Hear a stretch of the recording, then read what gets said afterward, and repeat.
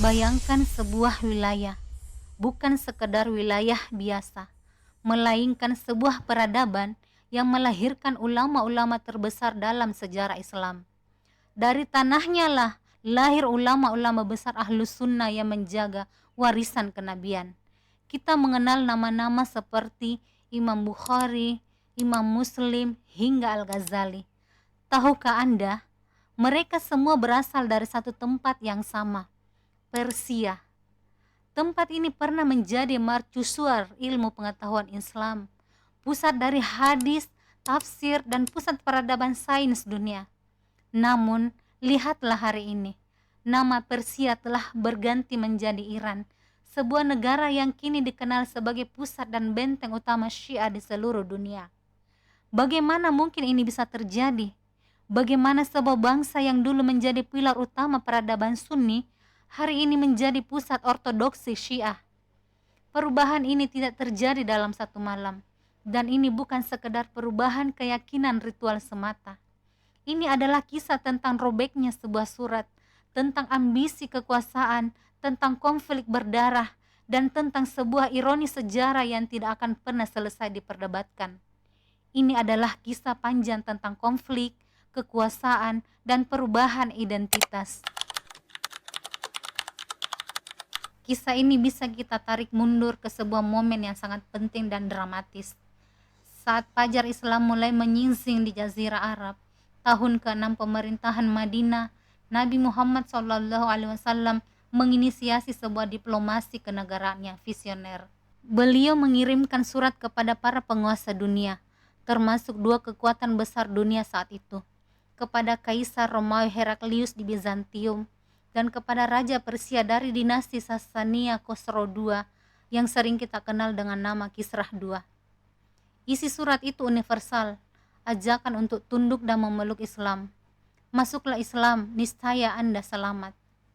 Namun, respon yang datang berbeda dari istana Persia. Bukanlah sambutan hangat atau bahkan penolakan diplomatis. Respon itu adalah amarah yang meledak-ledak. Diriwayatkan dengan tangan penuh kesombongan, Kisrah kedua merobek-robek surat tersebut dan melemparnya, sambil berkata dengan nada merendahkan, bagaimana mungkin ia seorang hamba menulis surat demikian dan mendahulukan namanya dari namaku.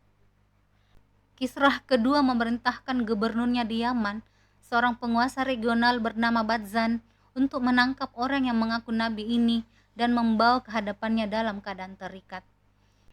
Peristiwa perobekan surat ini sering dianggap sebagai simbol awal dari benturan dua peradaban. Ini bukan sekedar penolakan teologis, ini adalah deklarasi bahwa sebuah kekuatan adidaya yang telah berkuasa selama berabad-abad, mereka tidak punya kepentingan dan hanya menganggap remeh kekuatan baru yang muncul dari padang pasir. Mendengar kabar itu, Nabi Muhammad SAW dengan penuh keyakinan memanjatkan sebuah doa, semoga Allah merobek-robek kerajaannya, sebuah doa yang menjadi kenyataan. Sebuah kalimat yang dalam hitungan 9 tahun saat surat itu ditulis menjadi kenyataan. Muslim sampai dan menguasai ibu kota Persia. Untuk memahami betapa dahsyatnya konflik ini, kita perlu memahami peta kekuatan dunia pada abad ke-7. Dunia ketika itu berada di bawah bayang-bayang dua imperium raksasa yang telah berperang satu sama lain selama ratusan tahun. Di sebelah barat, berpusat di Konstantinopel, ada Kekaisaran Bizantium yang merupakan penerus Kekaisaran Romawi. Jika kita lihat di peta modern, wilayahnya membentang meliputi Turki, Yunani, Mesir, Suriah, hingga Palestina. Di sebelah timur, berdiri dengan gagahnya Kekaisaran Sasania. Jika kita lihat di peta modern, wilayah kekuasaannya meliputi Iran, Irak, Armenia, Afghanistan, sebagian Turki Timur, hingga Pakistan, dan sebagian Asia Tengah, sebuah imperium yang sangat kaya dan kuat. Di antara dua raksasa yang terus bergesekan ini, terdapat Jazirah Arab, wilayah yang oleh kedua kekaisaran besar itu sering diabaikan. kecuali sebagai jalur perdagangan dan wilayah penyangga. Namun dari sanalah lahir sebuah kekuatan baru, Islam. Islam hadir sebagai sistem sosial yang menawarkan kesetaraan di tengah dunia yang penuh hierarki. Ia menawarkan keadilan di tengah dunia yang dibangun di atas perbudakan dan kelas sosial. Tahun 632 Masehi, Nabi Muhammad SAW wafat. Peradaban Islam yang masih sangat muda itu langsung dihadapkan pada krisis eksistensial. Dunia Islam menghadapi cobaan pertama yang paling berat. Banyak suku Arab yang merasa bahwa perjanjian mereka dengan Islam hanyalah perjanjian pribadi dengan Nabi. Dan kini Nabi telah tiada, perjanjian itu pun gugur. Mereka berhenti membayar zakat, beberapa bahkan keluar dari Islam. Ada pula yang mengikuti nabi-nabi palsu yang bermunculan bagaikan jamur di musim hujan. Abu Bakar As-Siddiq, khalifah pertama, menghadapi semua ini dengan ketegasan luar biasa. Ia mendeklarasikan perang riddah, perang mempertahankan kesatuan umat. Satu persatu pemberontakan dipadamkan, satu persatu suku dikembalikan ke dalam barisan. Fokus saat itu memastikan bahwa cahaya yang baru menyala itu tidak padam oleh angin pertama yang berhembus. Namun stabilitas internal itu tidak berarti damai di perbatasan. Di wilayah-wilayah yang berbatasan langsung dengan Persia, di sepanjang Irak dan Teluk, ketegangan terus membara. Suku-suku Arab yang dulunya menjadi negara boneka Persia, kini mulai beralih kesetiaan kepada Madinah. Tentu saja ini dianggap sebagai ancaman bagi Persia. Gubernur-gubernur Persia melakukan serangan dan provokasi. Dari sinilah titik baliknya. Bukan karena Muslim ingin menaklukkan Persia, bukan karena mereka haus rampasan perang, tapi karena Persia dengan arogansi kekaisarannya tidak bisa membayangkan kekuatan baru dari Arabia dibiarkan tumbuh tanpa ditantang. Dan ketika tombak dilemparkan, pedang pun terpaksa dicabut. Panggung perang besar itu pun tiba. Dua kekuatan, dua ideologi, dua peradaban akan bertemu dalam sebuah pertempuran yang akan mengubah peta dunia selamanya. Di pihak Muslim, Khalifah Umar bin Khattab mengirim salah satu panglima terbaiknya, Sa'ad bin Abi Waqqas, seorang sahabat utama Nabi. Di bawah komandonya berkumpul sekitar 30.000 hingga 36.000 pasukan. Di pihak Persia, naik tahta seorang raja muda bernama Yazdegerd ketiga. Ia baru berusia 8 tahun saat dinobatkan, mewarisi kekaisaran yang sudah diguncang konflik internal. Untuk memimpin pasukan, ia mengutus panglima perang paling legendaris mereka, Rustam Farrozat. Di belakangnya berbaris pasukan terbesar yang bisa dikerahkan Persia saat itu. Sekitar 120.000 tentara lengkap dengan puluhan gajah perang yang menakutkan.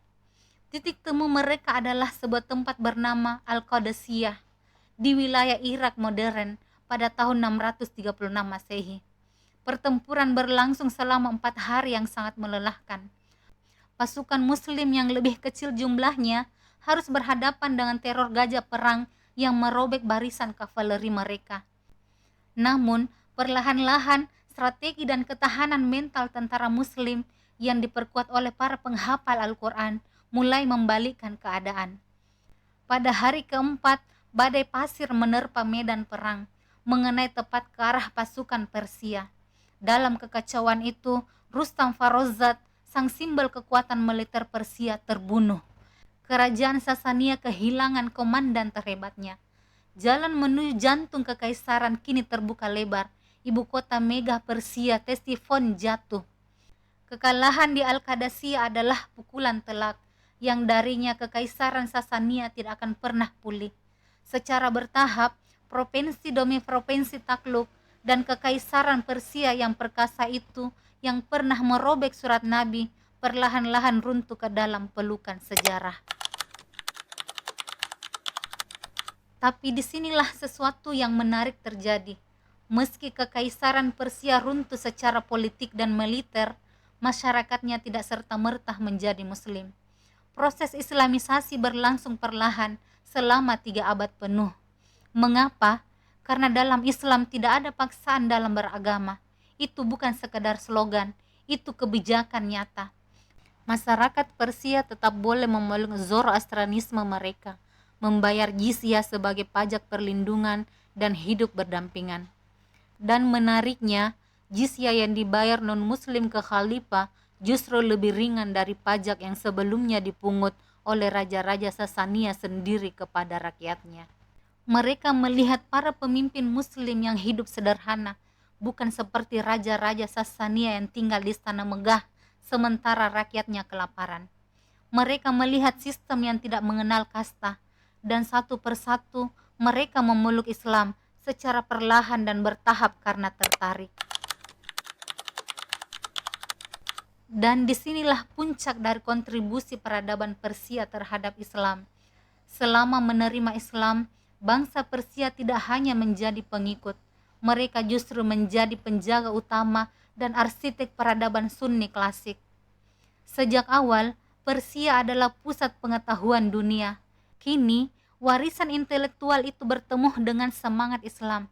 Hasilnya, sebuah revolusi keilmuan yang menakjubkan. Hampir 90% ulama besar Sunni di masa lampau, menurut sejumlah catatan, berasal dari wilayah budaya Persia. Sebut saja beberapa nama ini.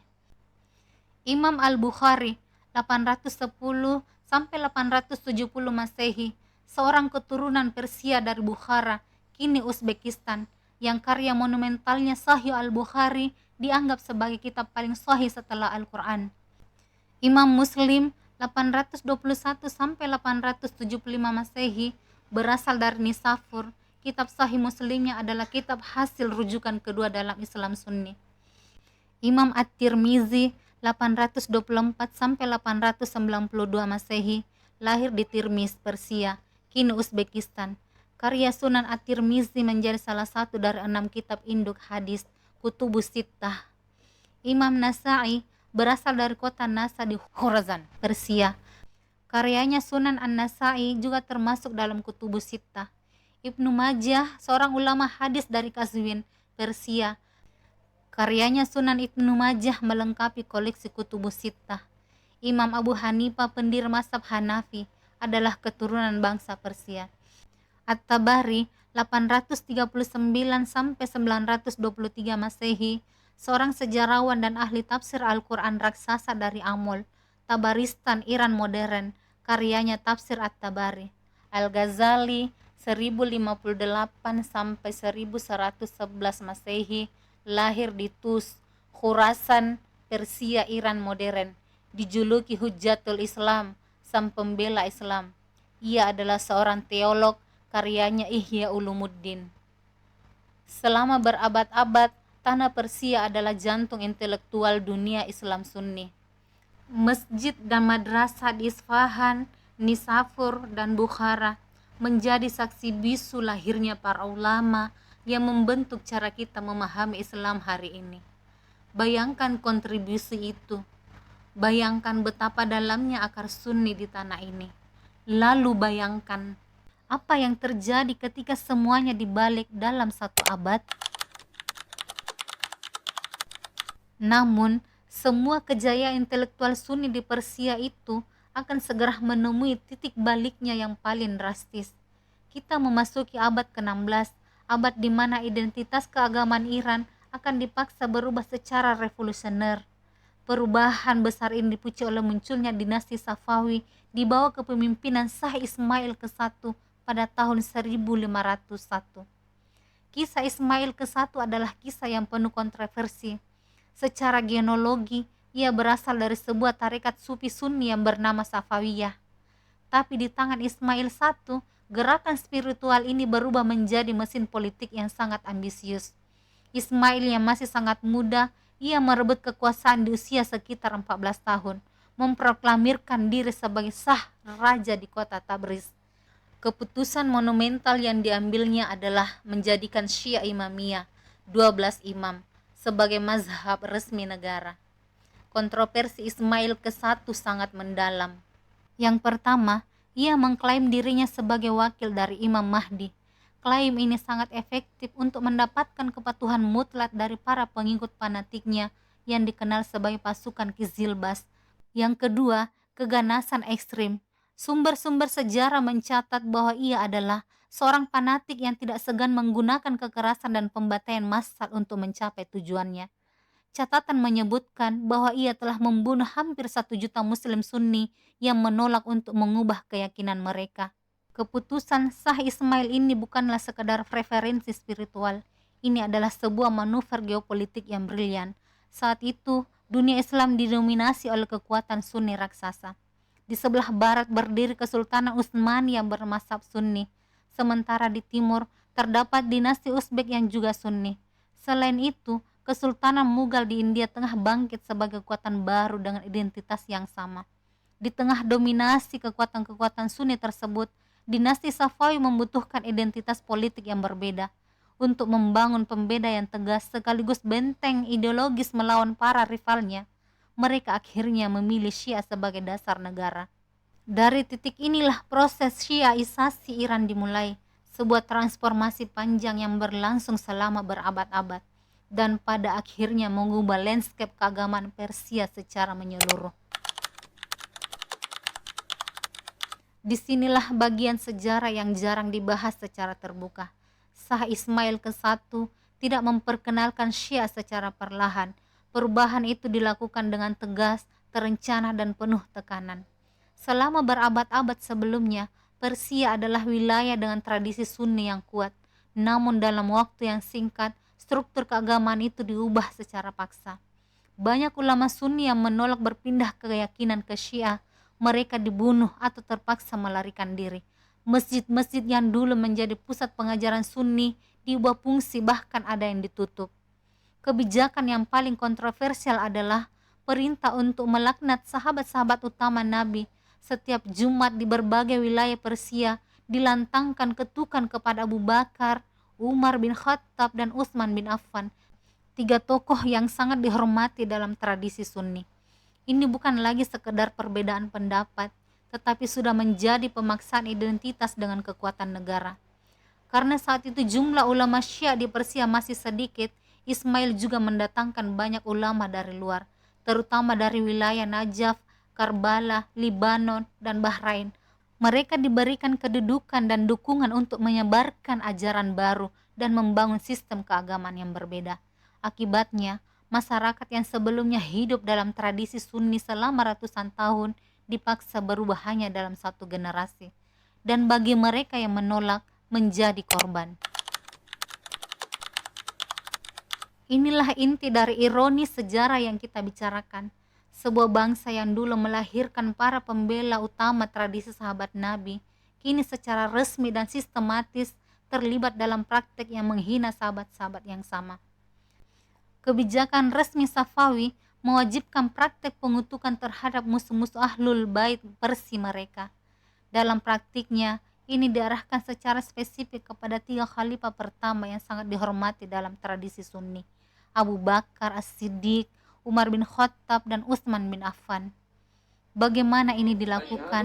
Azan dan khutbah Jumat diubah, menambahkan kalimat yang menegaskan kedudukan Ali dan di banyak tempat diikuti dengan celaan bagi musuh-musuhnya. Para pendukung fanatik Syiah dikirim ke sudut-sudut kota dan pasar. Mereka akan melantangkan kutukan terhadap para khalifah Sunni. Setiap warga yang mendengar diwajibkan untuk mengamini. Jika menolak, mereka akan disiksa atau bahkan langsung dibunuh. Ini adalah sebuah bentuk teror psikologis dan ideologis yang keji. Seiring waktu, tekanan politik dan propaganda yang terus-menerus ini berhasil membangun sebuah narasi sejarah yang sama sekali berbeda. Tokoh-tokoh yang selama ini menjadi pahlawan dalam memori kolektif Sunni, seperti Umar bin Khattab yang dengan kepemimpinannya menaklukkan Persia, kini digambarkan sebagai perampas hak dan pengkhianat dalam narasi resmi negara yang baru. Sebuah revisi sejarah besar-besaran terjadi, bukan hanya secara teologis, tetapi juga politis dan historis.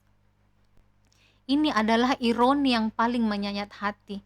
Iran, negeri kelahiran para imam besar Sunni, termasuk Abu Hanifah, pendiri mazhab Hanafi, ia orang Persia. Tanah yang melahirkan Imam Bukhari, Muslim yang mengabdikan hidupnya untuk mengumpulkan hadis dan membela sunnah, kini menjadi pusat dari sebuah mazhab yang secara doktrinal mencelah para sahabat yang merupakan sumber hadis dan sunnah itu sendiri. Kini secara resmi, negara itu menjadikan penghinaan kepada para sahabat Nabi sebagai bagian dari identitas keagamaannya. Abu Bakar As-Siddiq, sahabat yang menemani Nabi di Gua Sur, yang menjual seluruh hartanya demi Islam, dilaknat. Umar bin Khattab yang membawa Islam ke Persia itu sendiri, yang membebaskan rakyat dari kesewenang-wenangan Sasaniyah, dilaknat. Utsman bin Affan yang mendanai ekspedisi-ekspedisi Islam dengan kekayaannya juga dilaknat.